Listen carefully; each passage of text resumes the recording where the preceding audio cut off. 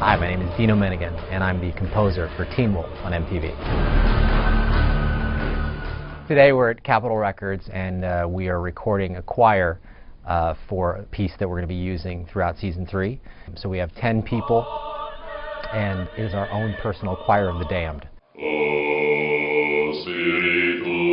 The chant came about in discussions with Dino, with making this much more of a season about horror and about fear and about talking about films we loved like The Omen and Rosemary's Baby. With Dino, we're always trying to go for a kind of film score. So we thought getting a real choir in and giving the chant a deeper meaning with the season would be great for a great idea for Teen Wolf, and making Teen Wolf feel like a slightly more adult show this season. Jeff and I have developed a really good relationship. There's a lot of trust there, where no matter what he's asking me, I know that it's going to end up being a cool idea. So I always have a lot of fun chasing down, the ideas that he'll bring up and finding ways to kind of bring those to life.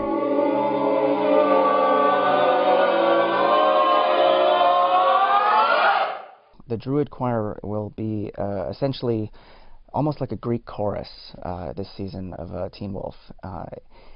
In a way, it comments on the fear and the things that are about to happen, but it also has a really big impact in the story. It's one of the things that that Lydia Martin first hears. It's a signal for our dark druid, the Duroc. In a way, it's a kind of it's our little refrain that brings in the shark in Jaws. So you always know with this chant that the bad guy is coming.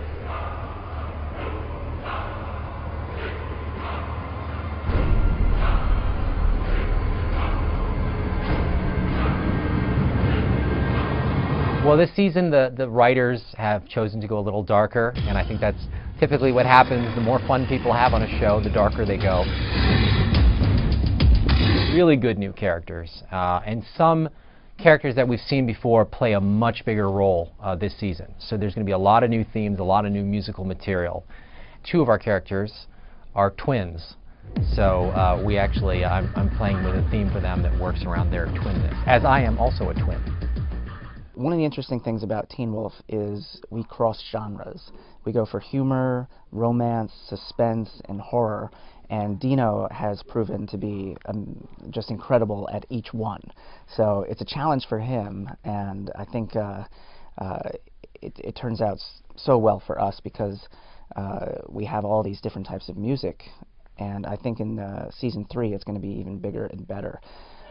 He's bringing new ideas, new themes, and as the show grows, as these actors grow, as the characters grow, so does the music. We did have one sound that I'm using a lot is actually a recording I made of one of the dogs in our obedience class howling.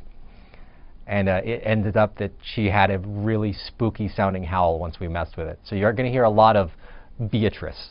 What's great about Dino is he's aesthetically and technically brilliant. Like he knows how to blend exactly what you're asking for from an aesthetic sense and knows how to capture it from a technical sense. Rarely that happens. It's a difficult feat to blend the two. From past seasons, one of my favorite episodes was episode 10 in Season 2. And that was where we found out about Matt's backstory, how he became the Kanima Master, and the whole story about him drowning. Allison this last season got to be a lot more badass, so she had her own theme that was probably the most sort of rock-based of any of the themes.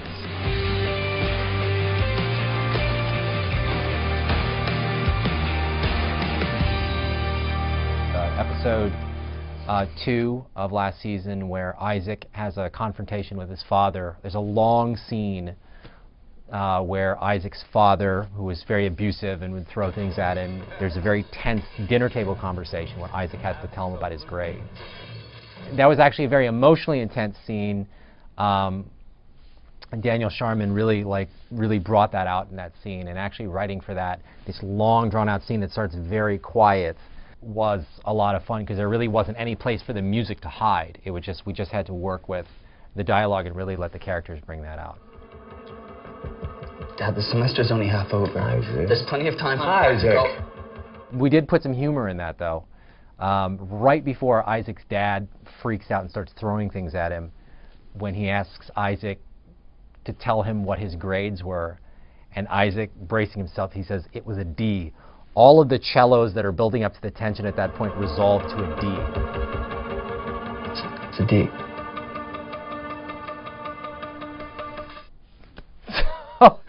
That was my 3 o'clock in the morning attempt at musical humor, which no one will get who didn't see this.